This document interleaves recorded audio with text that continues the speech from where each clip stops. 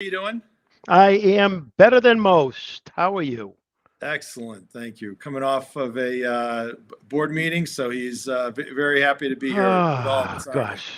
Board meeting, end of the quarter, and we're still grinding away, Randy. Nice. All right, Yeah. love it. So, for those who don't know, Mitch Breen is the Chief Revenue Officer and EVP of Worldwide Field Operations at Infoblox, a fantastic private high-flying company that you will hear more about. And today's episode is sponsored by Emissary. Emissary is a human intelligence network. They provide sellers and marketers access to inside insights on their most important accounts so they can open new opportunities, accelerate deals, and expand existing partnerships. And I'll talk a little bit more about Emissary later on. And for the headline today, Mitch is going pretty sophisticated. The title is Discipline in Leadership Operating Cadence. So Mhm. certainly lots of great information in there. So Mitch, to kick off, why don't you tell us a little bit about your professional background? Oh, I'm sorry, I didn't do my personal lead-in, so sorry about that. So I've known Mitch back from when I had hair like him. We both were early on at EMC. He stayed a lot longer than I did. I think 26 and a half years or so, but always was as an individual contributor. We both were in those seats, always a top performer. Then obviously escalated up fast within the EMC ranks, held several executive roles, was always very hands-on. People always loved working for him. He's been a great recruiter anywhere where he goes, has a fantastic loyal following, very partner-centric, very in touch with customers, and just kind of all around good guy. So Mitch, feel free to disagree. But anyway, Yeah. Well, how can I? I mean, the money I sent you is paying off. I love it. there you All go. right. So, all right. So now let's go into tell us a bit about your professional background. Okay. So, professional, I'd be remiss. We talked to a lot of professionals, and we all start off. So, what do you do? I would like to bring everyone up to speed. Married 28 years, There you live go. with my wife, and we just got a small place here in Charleston. We live in Boston. I got three grown kids now, Randy. So, two are out of the house. One is a sales professional at an email security company. So, a lot to talk about around the dinner table. I've got one that's in the investment banking industry down in Manhattan, and I have one who is a junior at University of Georgia Bulldogs, national champions. So that is on the personal side. Professional side, Randy. Here's the overview. It was early on at a company called EMC, a couple hundred employees.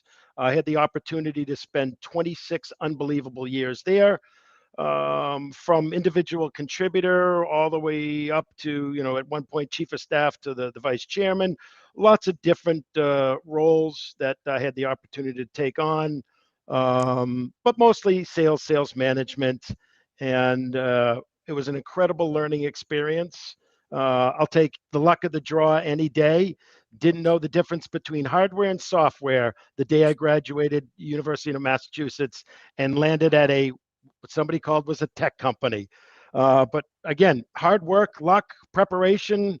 I had the ability to watch a company transform from about 30 million to I left 26 years later, knocking on the door of 20 billion. So learned a lot of things what to do, and I learned a lot of things what not to do. And hopefully, I've taken some of those things on the next, life cycle that I've been since EMC, Randy. Um, I've gone to work for three startups, and here's what I can tell you.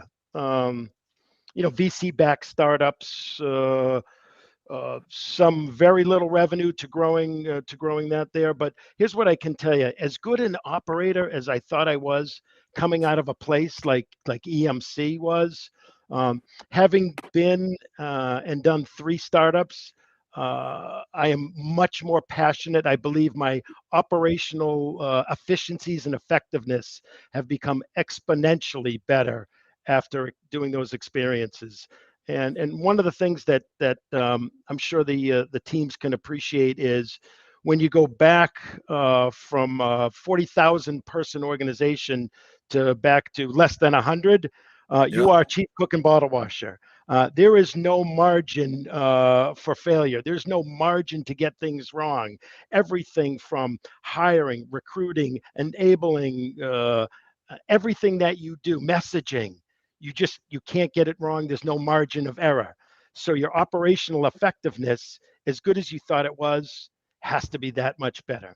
And after that, so now I'm at a PE-backed company, Randy. We can get into that in a little bit, called Infoblox, and it's what I call a mid-cap growth type company. So Great. that's catch you up. Great. So certainly tons of experience and learnings at EMC, as you alluded to. Any things you could share? You're talking about what I'm sure a lot of people know what's good to do, but what did you learn along the way in terms of what not to do? Don't put your foot in your mouth.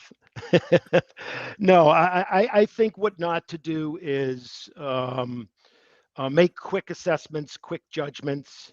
What not to do is not take enough of debate and not to take input from the team, um, not to be closed to new ideas and opportunities, not to just stay focused on the teams that you've built internally, but open up your aperture a little bit in terms of what's possible and what talent is outside of your peripheral vision. So and then learn to have a bit of patience. So people have asked Randy, how's my own particular leadership style changed from back in the day to almost where it is now? And I'm sure you can appreciate this. It's kind of gone from that, maybe you'd call it command and control back in the day Mm-hmm. when I was a less experienced leader, to now it's much more paternalistic, right? A much better way of understanding how to kick somebody in the butt and pat them on the back and have them feel good about, the conversations that you've had with them. So, little bit change in leadership styles just based on experience. Yeah. So a little bit more sympathetic and empathetic. A little bit more empathetic, right? There you go. All right, we got a question from Jesse. So just a reminder for those watching along at home or office or car, wherever you are listening along, you can go in the comments section in LinkedIn and post your questions in there, and we will get to them. And we have Tucker behind the scenes helping us. So jumping in here, Jesse asked, should SDRs automate their job? Specifically, Jesse, thanks for the question. Not sure exactly what you're referring to, but we do have BDRs. I believe automation can help drive efficiencies and effectiveness at almost anything. So if you can automate the use of information and data that's provided to them so that they can have more tools at their hand, absolutely. Can they be more productive in their mission, in their goals and objectives? Yeah. Using bots, that's probably, as Jesse asked about, probably not my area of expertise, and I'd hate to pontificate on something that wasn't my area of expertise or subject matter.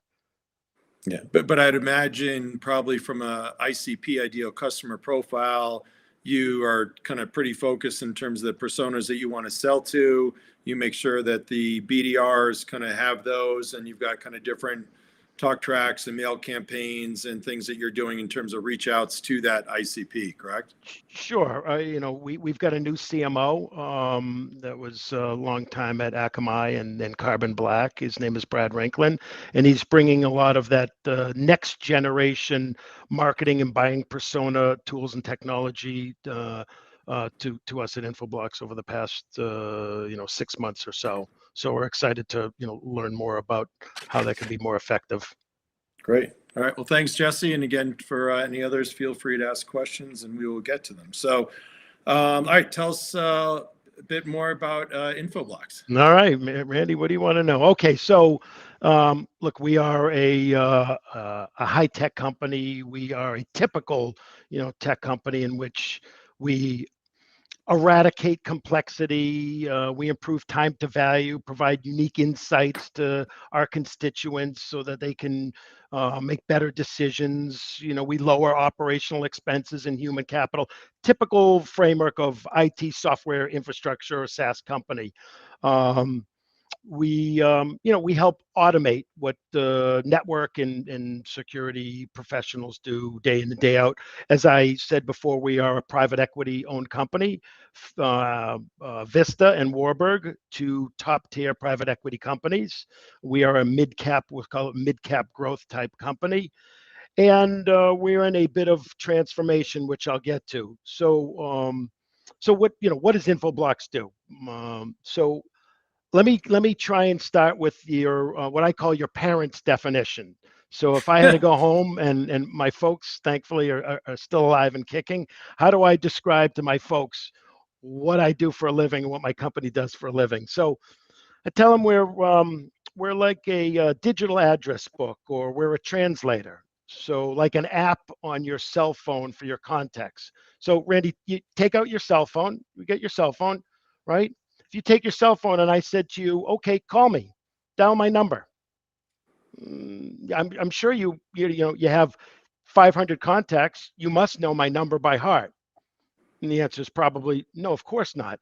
I just say, hey, Siri, call Mitch Breen, or I would say, Right.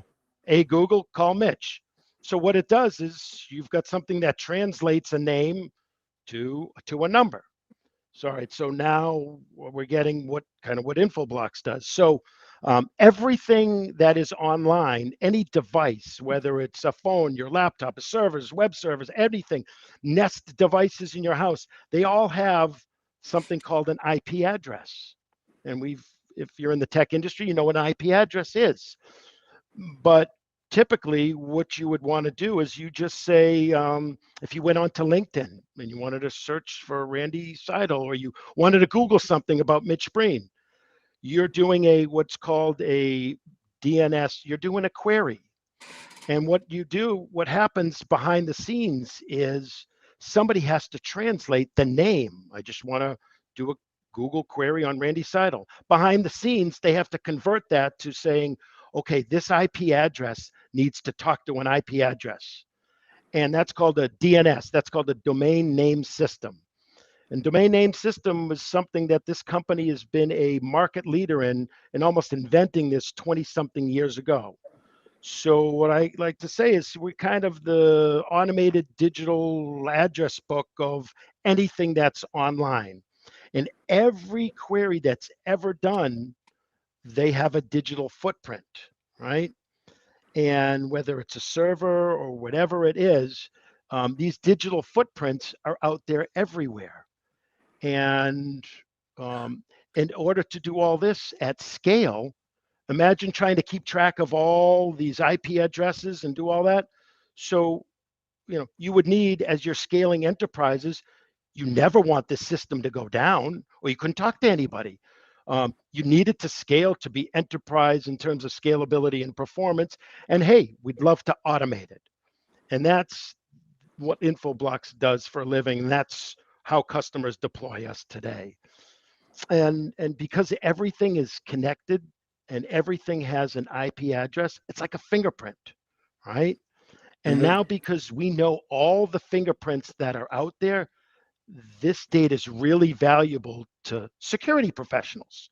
So if you have a security event, you've got to go back. Those security professionals need to go back and say, what was this? I need the IP address. Where was this from? I think we had a malicious attack. A company like Infoblox and their customers, we have all that information. It's like a gold mine, right? So from a selling, it sounds not your sales team may kill me, but sounds like a pretty easy sale.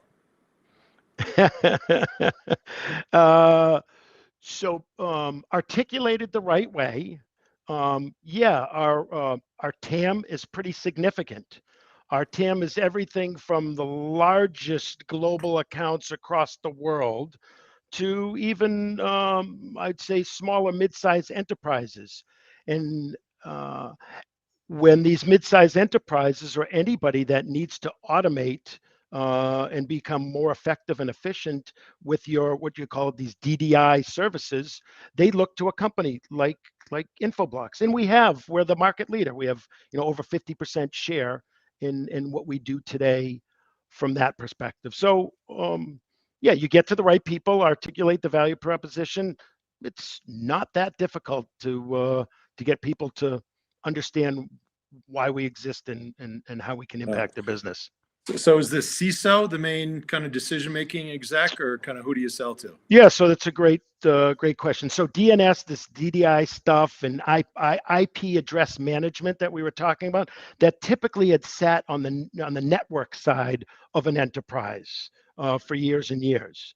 But because all this information is so valuable to the security professional, if there's a malicious attack, and by the way, Randy, the CISA, which is the Cybersecurity Infrastructure Center in the federal government, they'll tell you that 92% of all malicious attacks today are leveraging this thing called DNS. So they're going right to the source and kind of going behind these firewalls and stuff. So yeah, this information is real important. We're having, and now we have security offerings, portfolio products that layer on top of our traditional, I'll call it mature legacy business.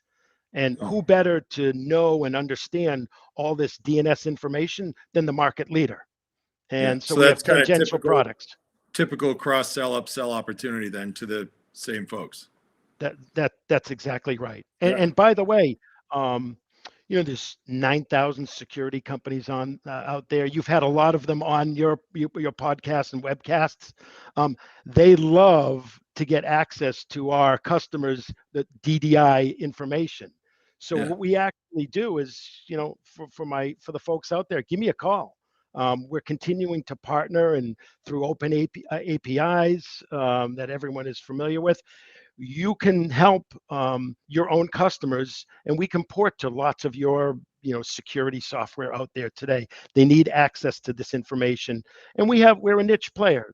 Security has a plethora of offerings, and our strategy at Infoblox is we're not going to be a player that has all the offerings. We're going to be best of breed in what we do, and we think that's for us, that's the best way for us to go to market.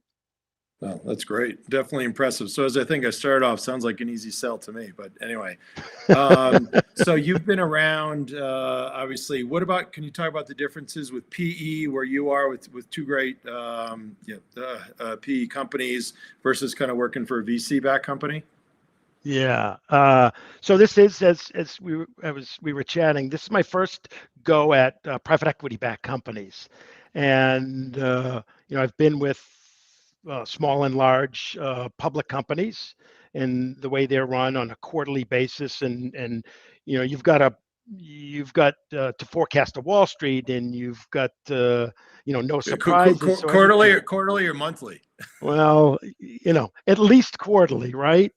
And then you've got VC companies that are interested in growth, but typical VC-backed companies, they're one of many, right? And that's the nature of a venture capitalist business. They sprinkle, I call it sprinkle the infield, right? And if 1 out of 10 hit, that's a great outcome for them.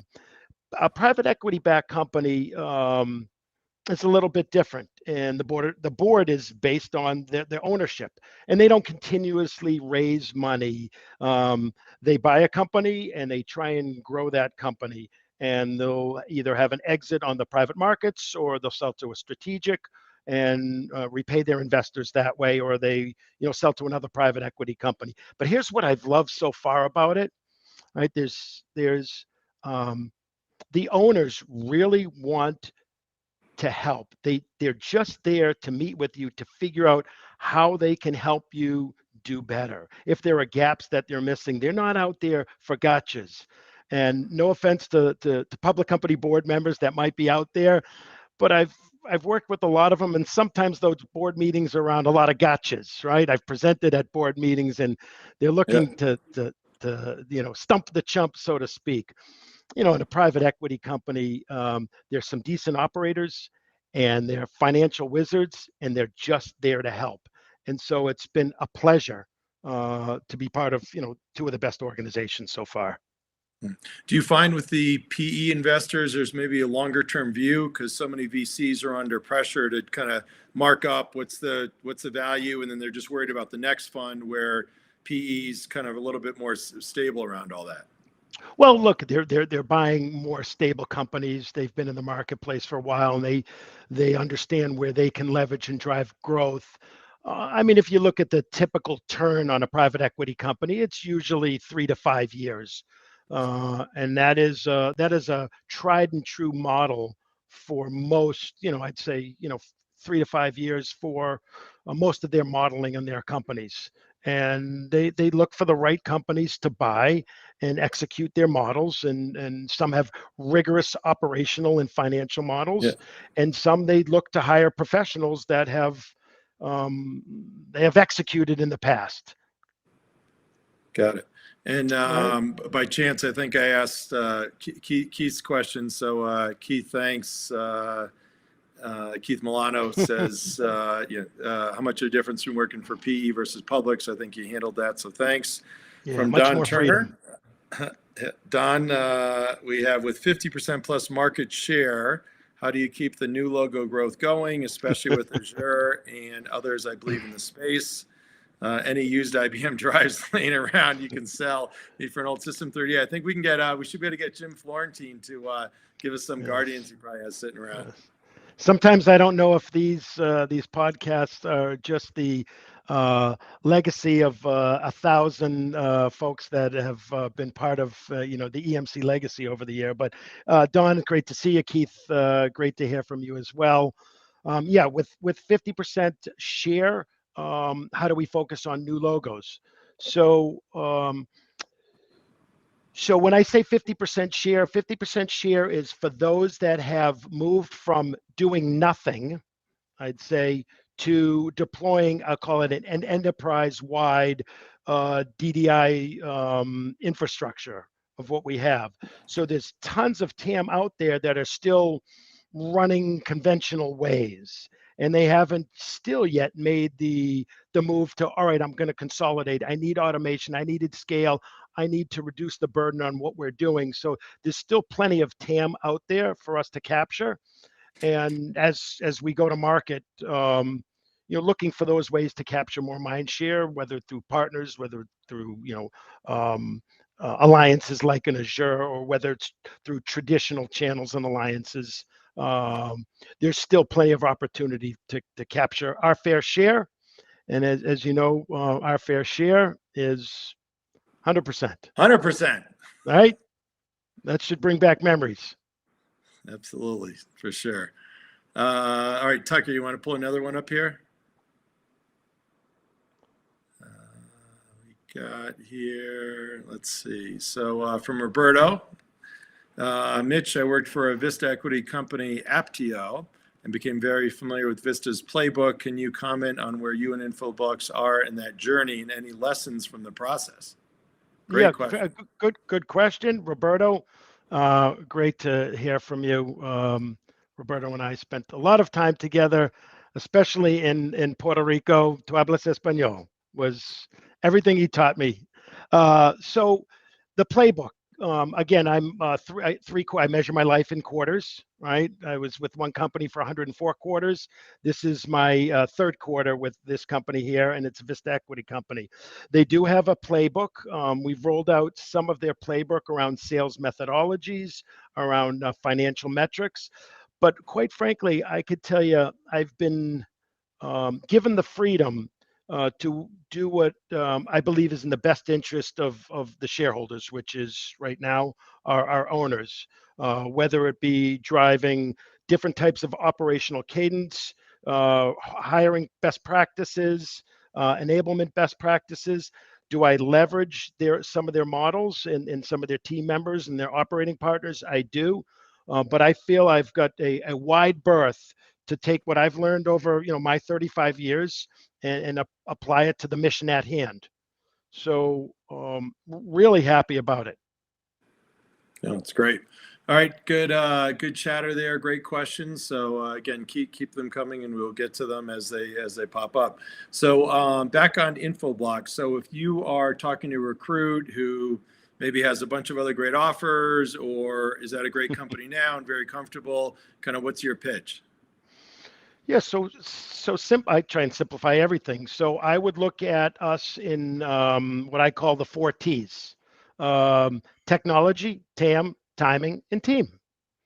And the pitch there is from a technology perspective, while we are a market leader and we are uniquely differentiated compared to anything else out there in our market leading offerings, we're also not opposed to disrupting ourselves.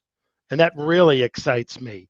Yeah. What do I mean by that? So, the company's been on a transformation for about 3 to 4 years. 4 years ago, we were focused on being an appliance-led company, and then then went to a software only and TCV, and then moving to subscription on-prem software.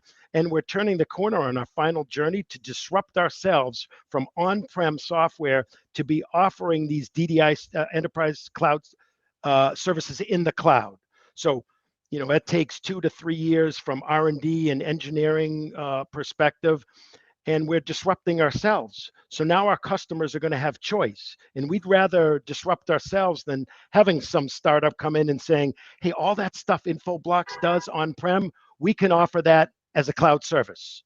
And as we know, more and more companies would much rather deploy these services today in the cloud rather than continuing to do all the same things they've done on-prem. So from a technology perspective, it's really exciting.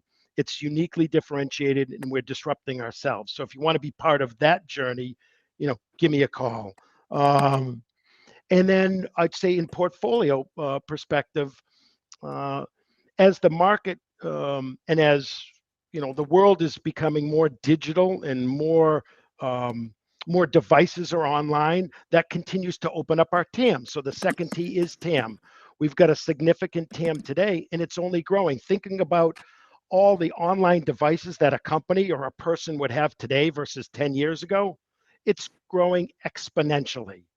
So the need to protect, secure, manage, and operate all those continues to increase our TAM. So you want to come in, you want a lot of people to sell to, you want to be able to hit quota, there's a lot of market opportunity. Timing, hey, look at the way I look at it, sometimes you can be too late and sometimes you can be too early.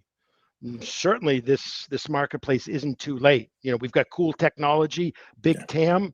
Oh, the timing is continues to be right for us, and we're certainly not too late. We're leading the market still as it's morphing and changing. And the last thing is team. And the team, I would say, is the culture, the go-to-market culture. And if you like, you like me, it's the type of culture you're gonna see and get, right? It's gonna we're looking for desire and unconditional commitment. It's a culture of excellence and accountability. There And you go. so, Can go I ahead, add Randy. in a fifth T? T, sure. How about treasure? I mean, from what you said, it sounds like people are overperforming and ahead of OTE. Yeah, look at the so we always take a look at the performance in OTE. So for the past 3 years, um, teams have continued to excel on their OTE. I think last year we paid out 127% of commissions and 115% of all additional bonuses. So people are making a lot of money, and my general philosophy that I learned a long time ago was if you pay the best, you should expect the best in flawless execution. So if you're willing to work and strive for flawless execution, I'll make sure that you're getting paid the best too. Excellent. There you go. All right, got an extra T for you. All right, Extra T, Tucker. Looks treasure. like we have from Austin. What do you see as the most valuable skill that reps need to develop to be successful in the modern software sales landscape? Has it changed at all over the last 10 years or so? Absolutely. What things should folks leave behind, and what new muscles should we be working on? Look, I think the changes that I've seen, and I don't know if you're familiar with, kind of the challenger sales model. That's one of the models that I look at. I believe that um, the old types of relationship building skill sets, maybe from 10, 15, 20 years ago, have to have morphed into driving significant value. How can you save money, make money, and gain a competitive advantage if you're not challenging Yeah. your Rest in customers? peace, Jeff Goldberg. Yes, it is, right? It's ever, more present today, right? Uh, I think you have to dig even deeper today as a skilled software sales or infrastructure salesperson to really find out their intrinsic pain and understanding, if you solve something here, how can it affect the business? And unless you're really digging deep into understanding that, you're one of, like I said, 9,000 security sales reps calling on, the SecOps team. So if you can't clearly and quickly articulate what you do for a living can impact what they do for a living, you're going to get washed out. And I think also sticking to a methodology and a process and a recipe that works. Um, you can't be, and if I reference Challenger, the lone wolves of the past are only as good as they're good. And the lone wolves of the past just, I haven't seen them turning the corner over the past, 5 to 10 years. When we had Kevin Haverty on, and he wrote my book about the there's no room for the lone wolf at ServiceNow. So, Hmm. so certainly a lot of differences there, a lot of different technology. But I'd say some things that have not changed that I still see not executing anywhere near what they should. For you said kind of generating revenue, save money, compliance, things like that. I mean, to me, that's a value selling pitch. And I always say, which is, how we're trained. Okay, if you're in the elevator with the CFO and you got 20 or 30 seconds, what are you going to say? And it's not a bunch of technical mumbo jumbo. That's So right. your point in terms of, how do you differentiate on the security side? And then it's kind of funny. I always laugh. I know your take is, but these different sales methodologies is basically the same stuff we always did. Just people like smarter than us were able to monetize, kind of putting a method behind the madness, right? Yeah, look, if I had a year to spend time and consolidate all the stuff maybe that we've collected over the years, Right. sure, I could probably monetize that. But we're in an operating role, and yeah, we can bring in a few consultants, and 99% of them are going to tell us what we know. But what they really do is they package it up for us to Right. drive into a recipe and an operating cadence. And I'm not opposed to bringing in consultants that can help me do that. They're probably not going to tell us a great deal of what we don't already know. Um, but I would really love for people to come in and have data and information that I don't know, how to compare and contrast what we're doing versus what others are doing, sharing those best practices, and really having real data at their fingertips that can help on the mission that we're on. There you go. And we have one of our sales community sponsors, Alexander Group. We're doing, I think, a quarterly kind of invite-only Zoom, which obviously you'd be part of, but kind of helping around some of those. And I know we didn't talk in the prep, but kind of the cohort groups, sharing some of these best practices and things like that. And then two other hot buttons. I don't know what your thoughts are, but the thing that still with clients that I'm working with. The two lost arts, I think, is doing an agenda, especially where you're going to be doing Zoom in online for who's going to be saying what, because too many times you get to the end of the kind of whatever the allocated time is and they didn't get through anything and then they never set a follow-up meeting. Does that piss you off? Well, that's action oriented, right? What's Yeah. the next step? What's the action? Actually, it's probably one of the things I learned from Randy years and years ago. Um, not to, blow smoke on you, but Randy, you were always real good at next steps, next steps. What's the next action? Where do we go from here? You drilled it into your pen and paper. You wore them out. You went through. I was on the first sales call I was ever on with you.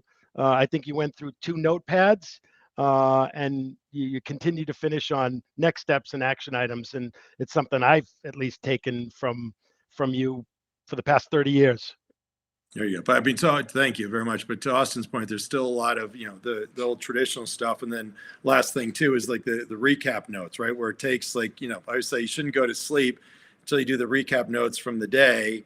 And it seems like, the, English language is kind of a lost art. I mean, what a better way to lay out kind of, to your point in terms of next steps, where you're at, what's going on, and what you're going to do to make sure everybody's aligned. Do you see that also as a gap today? I do see it as significant. I actually see it a gap in I'll call it go-to-market leadership, right? Some of these best practices that we might have taken for granted, that muscle memory is something that can get lost in great times. What do I mean by great times?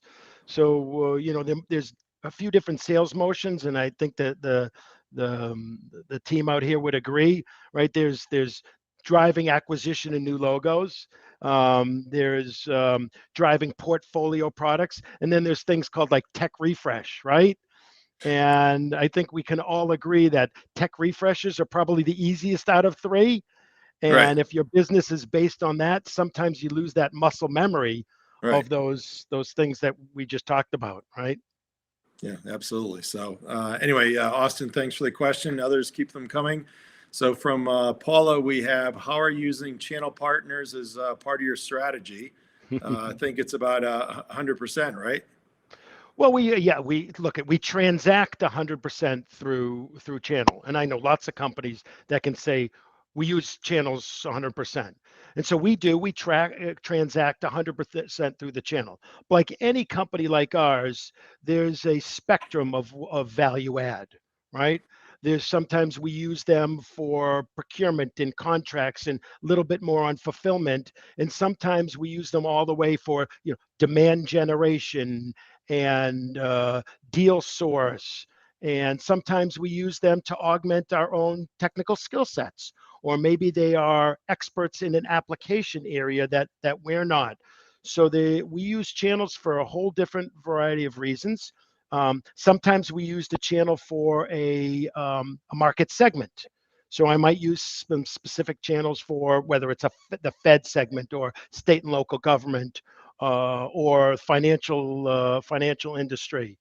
But we at Infoblox, they're an incredibly important part of our ecosystem, and we're not done. I mean, we're always refining of what we're doing, and we're trying to build that motivated, loyal, and self-sufficient partner ecosystem. And it's all about leverage. I could go on and talk about the channel for a long time, but in general, they're a necessity for us. Our business is based on. And I know you have lots of experience, but certainly lots of interesting times and ups and downs. When you're at EMC, you had the Dell partnership. So basically, you'd say the reason for the sales because of you, right? Yeah, I don't go that far, but look, if somebody's going to send me a check, I'll take it. There you go. And in case you didn't see it, Andre Yanni, crazy how this just popped up. Hey there, Yanni, feel free to ask a question. So let's get to Andre, your title topic here, discipline, leadership, and operating cadence. So why is this operating cadence such a passion for you? Yeah, great question. And it is, I started to say, coming out of my, 26 years at EMC, thought I was an operator, then having to go and help build, companies from scratch. I found that the operating cadence was crucial to success. But I've done some little bit of my own research, over the past 10 years, and I've talked to about 100 CEOs, and I've asked almost every one of them. I said, talk to me. Tell me why you've top graded. Nice way to, you've moved out. You've fired your head of go-to-market, your CRO, your head of sales in the past. Give me the top reasons why you've replaced your head of sales. And here's what I can tell you, Randy. It's come down to three main things. Number one was all around their inability to have or create a sense of urgency in almost everything that they do. One other one. I think Walter Brown, rest in peace, would call it a fatal flaw. Fatal flaw, Like, right? hello. Yes, right. But you'd be surprised. And when I've talked to all types of CEOs, from guys like Joe Tucci to a Michael Dell to Ali Gotzi at Databricks and everyone in between. I asked them, so why have you replaced your? So that was sense of Because I didn't want to urgency replace comes up a myself. long time, right? Another one that's similar to that, but it was real specific, was they didn't hire or fire fast enough, Yep. right? They got too close to the team, and they left pipeline uncovered, they left quota uncovered. They just couldn't hire fast enough. Related a little bit about sense of urgency. And the third one, Randy, it came down to was undisciplined or no process. And Yep. to me, undisciplined and no process is all around operational cadence. Um, but I will tell you one thing that I haven't heard is they've never said, I top graded my head of sales because they weren't a subject matter expert in SaaS or security or networking. But it's funny how we think about our hiring profiles. So go look at your hiring profiles today for your sales leadership, and 9 out of 10 of them have, we're looking for an experienced SaaS leader in security. But and you know what? The scorecard lacks in real specifics around operational cadence and operational discipline. And you can even think about underneath, um, your CRO, first line, second line leaders. Why did you top grade them? Those of you that are sales leaders out there, a lot of it comes down to this operational cadence and Yeah. operational discipline. So it's a passion of mine, right? Yeah. The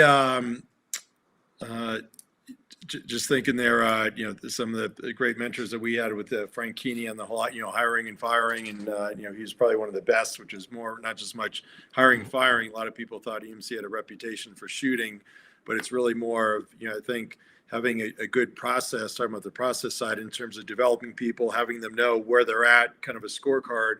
So, if and when somebody goes on a plane or gets fired, should not be a surprise at all. So that's kind of very Yeah. important behind that, right? Yeah, exactly.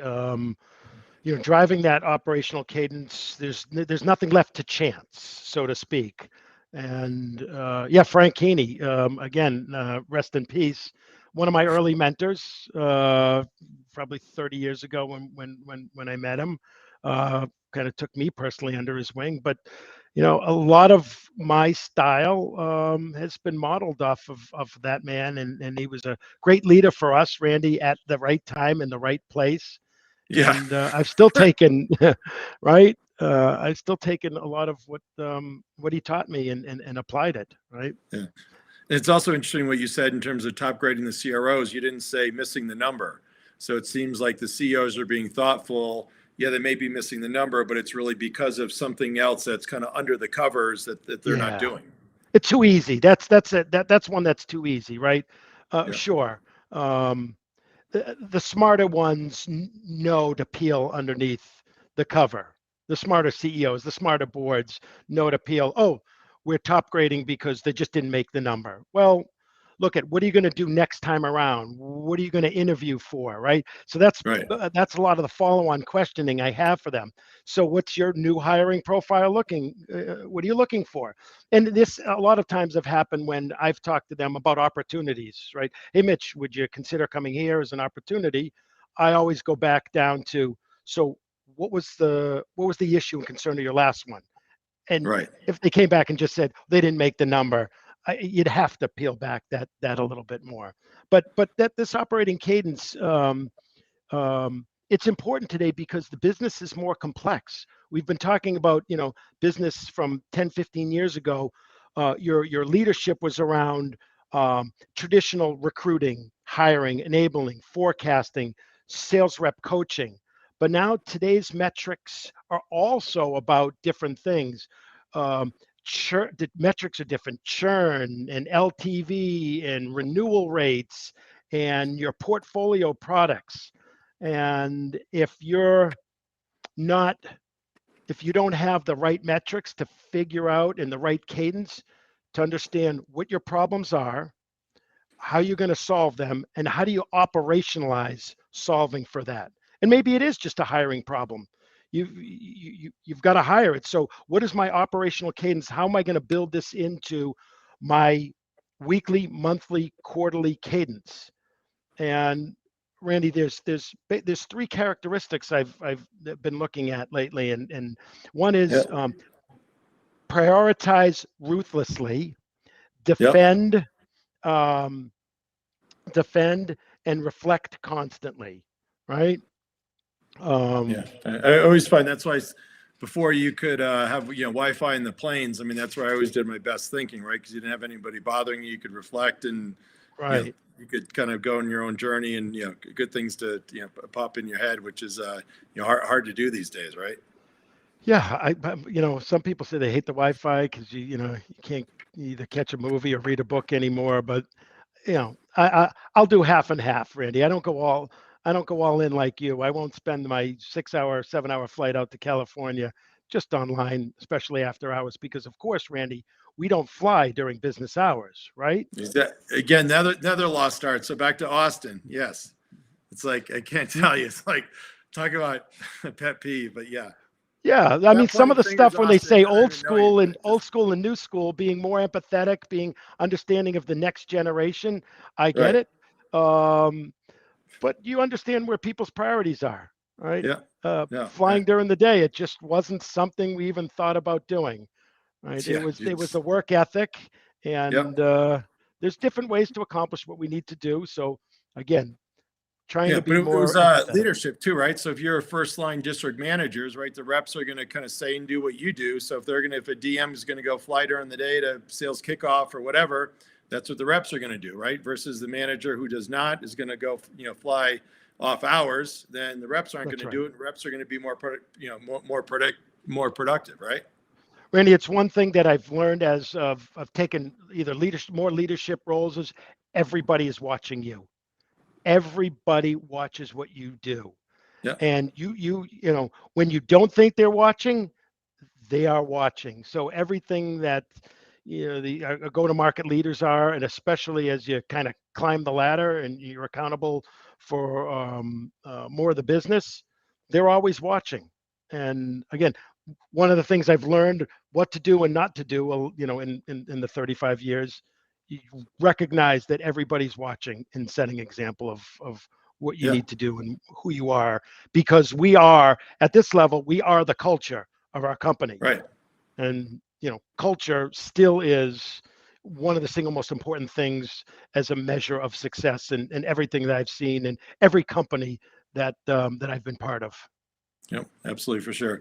I just got to get another plug here for Emissary before I forget.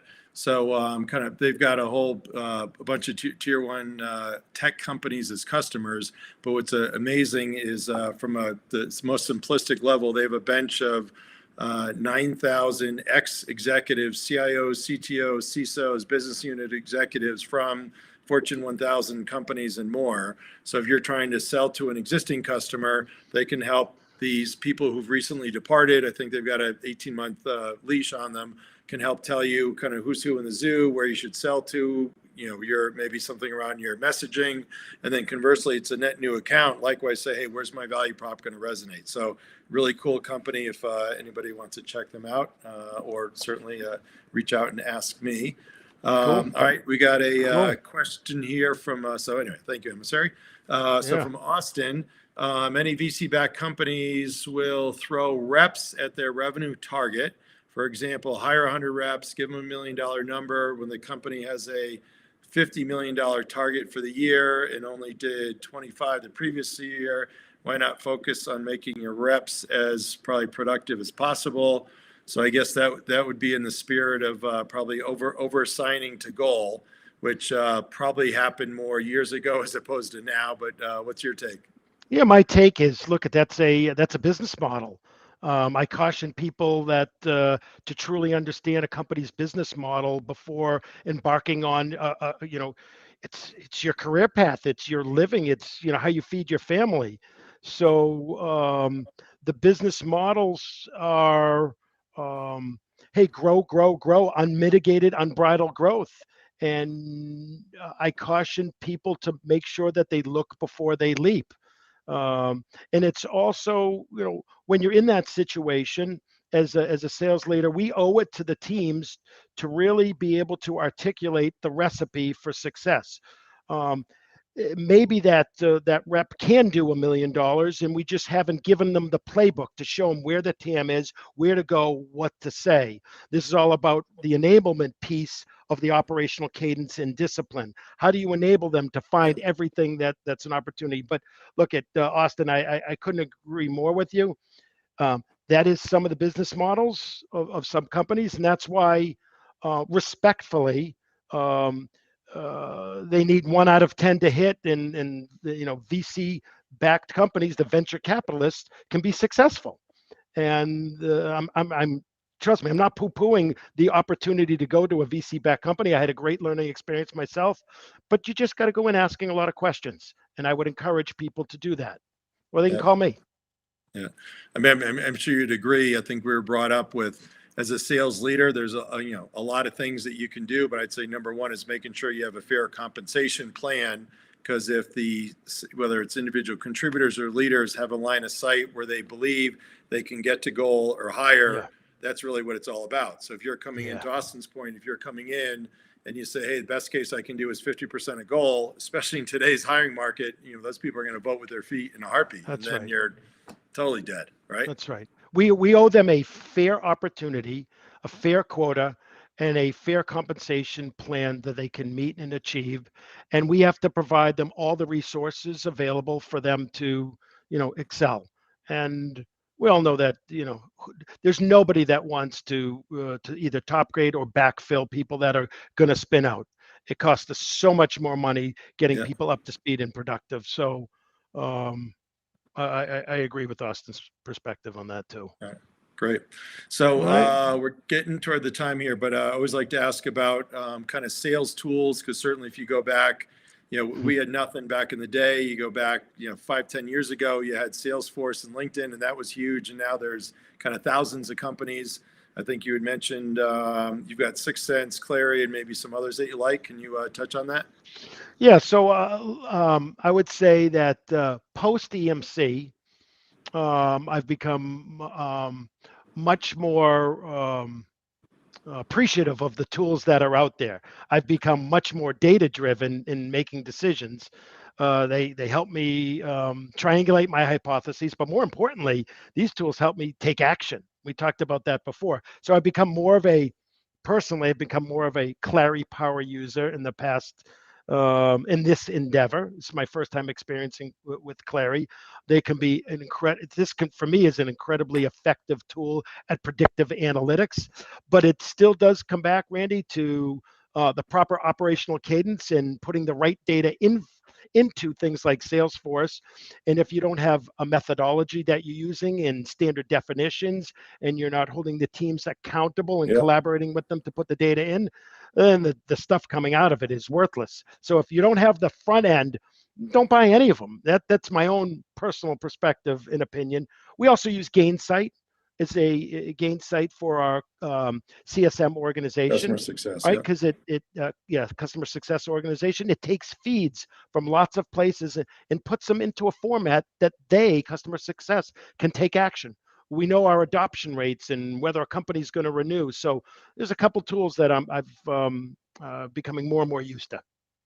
Awesome. And then I think 6 Sense was another one you said you used. Yeah, I can't. I'm not a power user yet on that. There you go. Account-based marketing. I'm sure somebody will get to you about that. Yeah. All right. So come and sell to me. There you go. And then Nour, you kind of touched on it before. Nour usually says, "Is there any kind of PG Randy story that you want to tell?" Well, I think I think I covered it a little bit here on my first time on a sales call. Was the first time I saw somebody go through, 2 sets of notebooks on one sales call, and almost didn't look up for almost an hour straight, but was grinding that customer, asking lots of qualifying questions. And when we came to the end, I said, "All right, now where's this guy going?" And boom, it was follow up. So I've got a set of notebooks and notepads that I still use to this day. You're more online, but I still use the Randy Seidel notepads. There you go. All right, I got a Claudia Hope. I assume that's George's daughter. That's my goddaughter, in fact. Goddaughter. All right. There Yes, we it go. is. All right. This is, we got the Yes. drum roll, please, from Yes. Claudia. I see a lot Yes. of people posting on LinkedIn about what reps should and shouldn't be opening cold calls with. What are your thoughts on opening with this? Hi, this is Claudia Hope. How are you doing today? Then getting into the reason for the call versus, hi, this is Claudia. Well, you can call me directly, Claudia. But what are my thoughts on that? Well, you've got to introduce yourself, or somehow you've got to tell them you need 26 seconds of their time, and or why they should care, right? Um, getting as quick as possible as a BDR and rep on why somebody should care gets them quickly past their crock brain, whether it be through LinkedIn, whether it be a phone call. There are all types of tools that you use today that I certainly didn't have access to when I was an inside sales, or we called it a telemarketer back in my day. So tools and techniques, getting to why they should care as quick as possible. Yep, absolutely. So again, I go back to the, Jeff Goldberg. If you're in the elevator, you say with the CFO, because they should be the most critical one, right? If you got 20 seconds or 10 seconds, or what is it that you're going to say that's going to kind of get them, get them hooked? Everybody gets tons of emails and notes and calls and videos and all that stuff, right? So it's kind of know your stories, know your customers. Hey, Randy, I was just talking to Don down the street, and they were in a similar situation, so I thought I'd give you a call, right? Yeah. Don't even know what the situation is. Absolutely. Very good. All right. So Mitch, you've been awesome. I did not get to most of the questions that we had because we had so many questions coming in, which we love. So thanks to all those that participated.